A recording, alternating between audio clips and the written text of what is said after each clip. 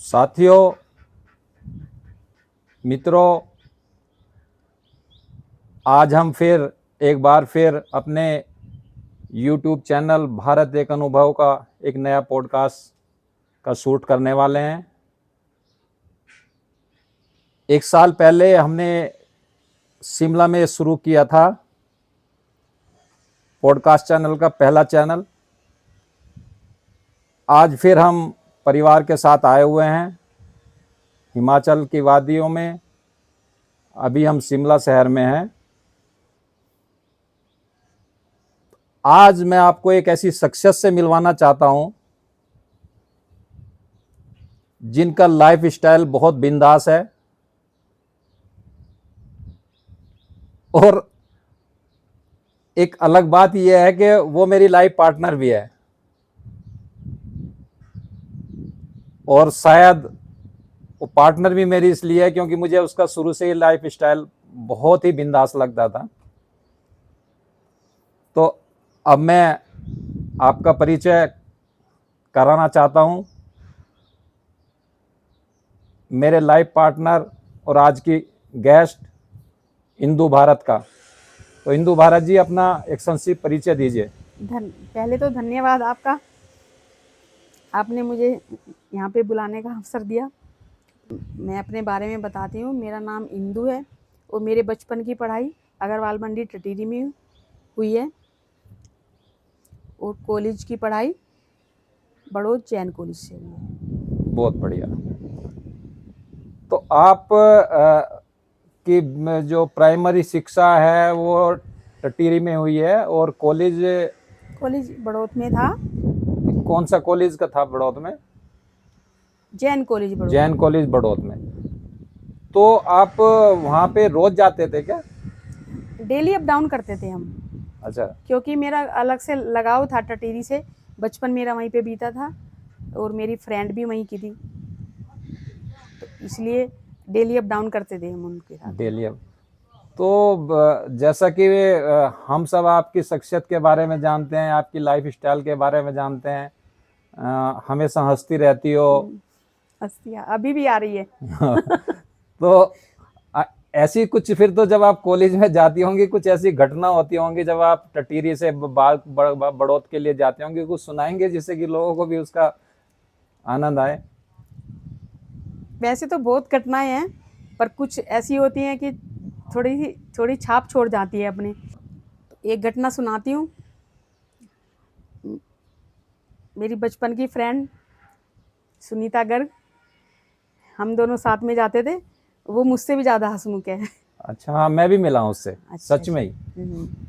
और हम दोनों जाते थे तो कोई रास्ते में पड़ता था, शरूरपुर पड़ता था एक जगह, तो वहाँ के थोड़ा मशहूर थे वहाँ के लड़के, थोड़ा चुलबुले टाइप होते हैं। चुलबुले टाइप, हाँ। हाँ, वो थोड़ा कुछ छीटाकछी करते थे।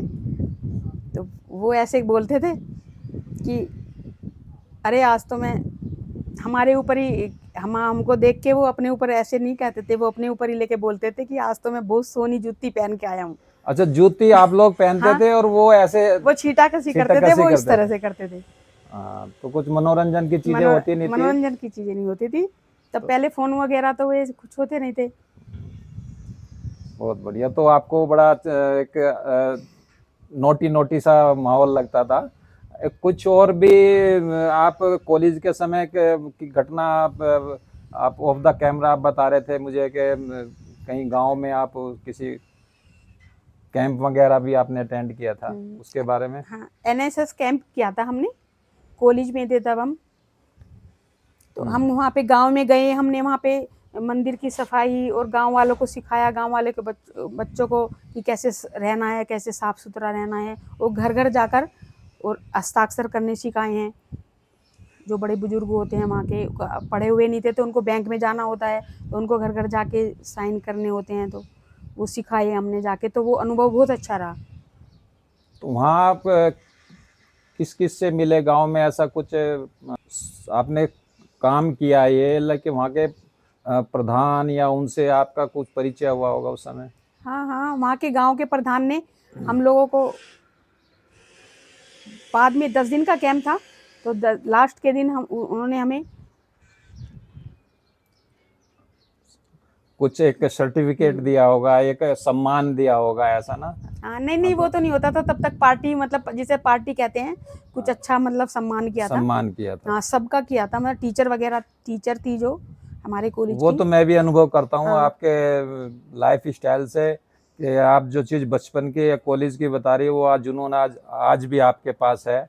आज भी आपसे कोई मिलता है तो आप पहले ही स्माइल करती हो तो वो भी मस्त हो जाता है। नहीं, चलिए अब आगे चलते हैं। जैसा कि एक सभी यूथ का एक सपना होता है कि मेरा लाइफ पार्टनर कैसा होना चाहिए, तो आपका भी कुछ कॉलेज के समय सपना रहा होगा, तो वो आपका लाइफ पार्टनर आप कैसा सोचते थे, आपको कब और कहाँ मिला? ये तो देखो सभी सोचते हैं, जो एक एज होती है कि अपना लाइफ पार्टनर कैसा होना चाहिए। मैं ये चाहती थी कि मेरे से ही मिलता जुलता हो नेचर, तो अच्छी लाइफ कटेगी। मतलब कैसी आपके, कैसा मिलता जुलता से, मतलब आप मतलब कैसे ये चाहते थे जैसे लाइफ? कि मेरा घूमने का शौक, अच्छा, घूमने, और क्या क्या आपको मतलब तो जरूरत उस थी? टाइम मॉल वगैरह तो होते नहीं थे, तो मूवी मूवी देखने जाते थे थिएटर में। तो उस समय आप कहीं यात्रा का भी शौक बता रहे थे, आपसे यात्रा का शौक है, कहीं गए थे उस समय आप कॉलेज से? हाँ, नहीं बचपन। नहीं, हाँ, यात्रा पे भी जाते थे। तो हम श्रीनगर भी गई थी मैं। अच्छा, शादी से पहले की बात शादी है? से पहले की बात है, 12th के बाद। तो यस। मेरे मौसा जी थे वहीं पे। अच्छा, श्रीनगर हाँ गए। जी, श्रीनगर गए तो थे। वहाँ की कुछ घटना आपको याद आ रही हो कि, क्योंकि उस समय 80s में जो है श्रीनगर जाना, और वहाँ कुछ होगा, आपने वहाँ की कोई घटना, आपको ऐसा कुछ किस्सा सुनाएंगे? नहीं, वो 85 की घटना है शायद। कुछ बताइए, आप बता रहे थे ना 80 वो हम श्रीनगर घूमने जाते थे मौसा जी के साथ अपने। तो डल लेक झील में घूमने जा रहे थे, तो वहाँ पे ना हमने शूटिंग देखी थी उस टाइम, राजेश खन्ना वाली, कि राजेश खन्ना और टीना मुनीम। तो एक अलग अलग पिक्चर थी उस टाइम, तो उसका गाना पिक्चराइज हो रहा था। वो गाना था कि अलग अलग अब हमको रहना नहीं, कुछ हमको कुछ तुमसे कहना तो है। बिल्कुल समझ गया जी आपकी लाइफ जो है।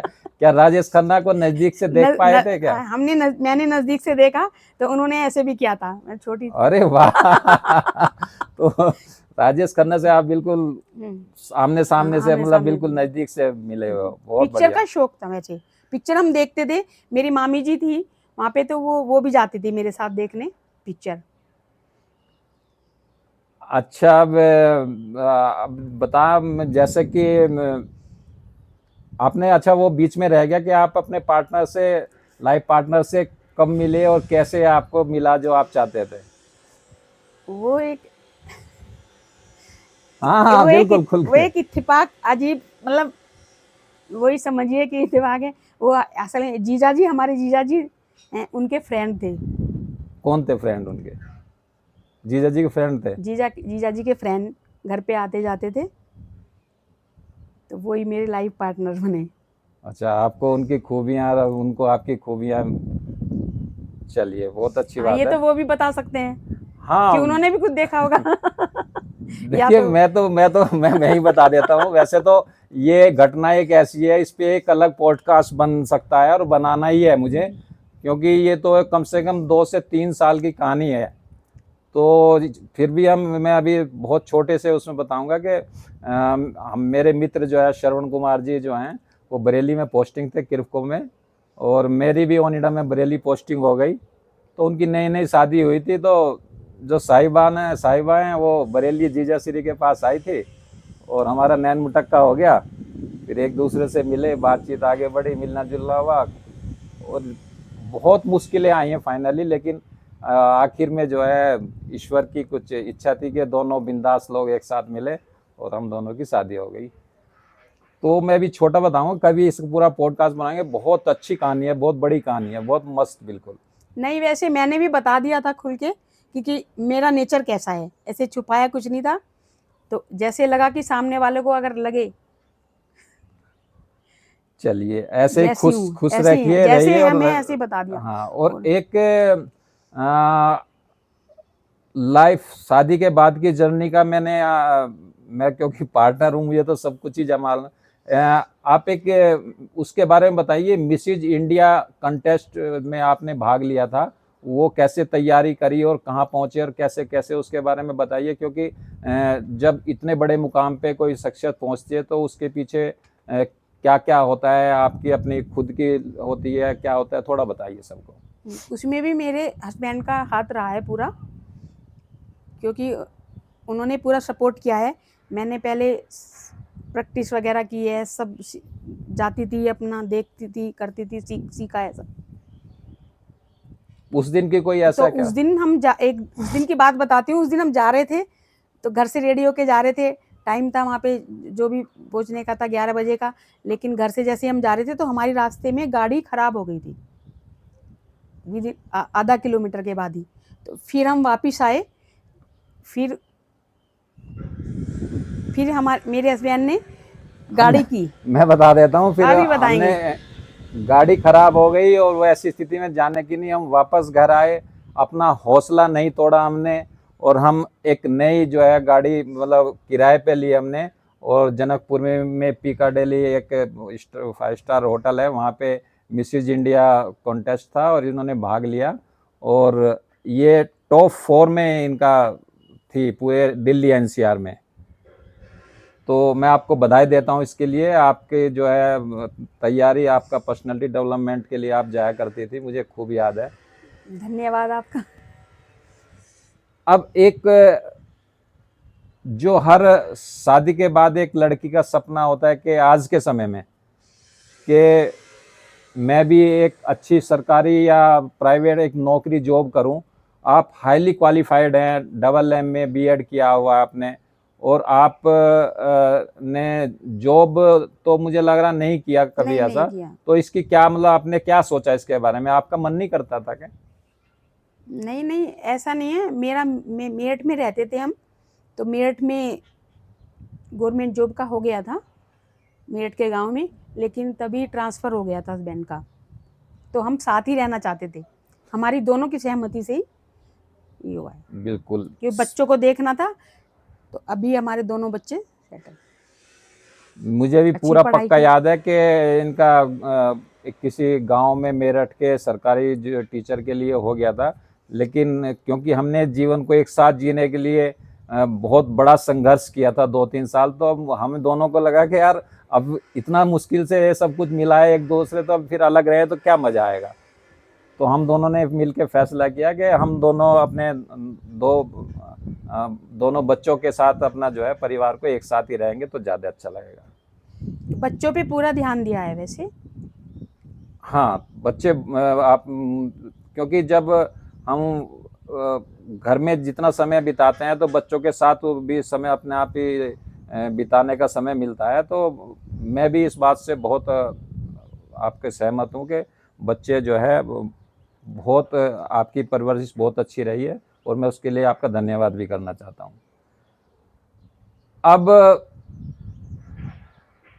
इसके आखिर में, अब एपिसोड के आखिर में एक आपसे पूछना चाहूँगा कि क्योंकि सभी लाइफ पार्टनर के बीच में